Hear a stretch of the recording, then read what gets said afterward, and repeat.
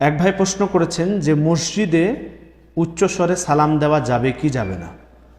দেখেন, মসজিদে যখন কোনো মুসল্লি থাকবে তখন আপনি যদি তাকে উদ্দেশ্য করে সালাম দেন তাহলে সালাম দেওয়া যাবে, কিন্তু স্বাভাবিক স্বরে, স্বাভাবিক আওয়াজে।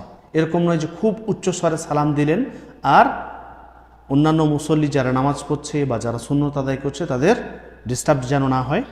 এজন্য আমরা সাধারণ স্বরে সালাম বা সালামের উত্তর দিতে পারবো, ইনশাআল্লাহ এতে জায়েজ আছে। আমরা এর দলিল পেয়ে যাই কোথা থেকে?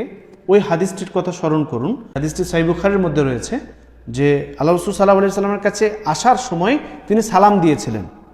আল্লাহ রাসূল সাল্লাল্লাহু আলাইহি ওয়াসাল্লামের কাছে যখন প্রবেশ করলেন মসজিদে, তো মসজিদের ভিতরে আল্লাহ রাসূল সাল্লাল্লাহু আলাইহি ওয়াসাল্লামকে এই ব্যক্তি, যেনাকে আল্লাহ রাসূল সাল্লাল্লাহু আলাইহি ওয়াসাল্লাম বলছিলেন বারবার যে তোমার নামাজ হচ্ছে না, তুমি নামাজ আবার গিয়ে পড়ো, সেই ব্যক্তি প্রথমে এসে আল্লাহ রাসূল সাল্লাল্লাহু আলাইহি ওয়াসাল্লামকে সালাম দিয়েছিলেন এবং আল্লাহ রাসূল সাল্লাল্লাহু আলাইহি ওয়াসাল্লাম তার উত্তরও দিয়েছিলেন। বোঝা গেল এই হাদিস থেকে যে সাধারণ স্বরে হালকা আওয়াজে যেরকমভাবে আমরা সাধারণভাবে সালাম দিই, এভাবে মসজিদের ভিতরে সালাম দেওয়া জায়েজ আছে।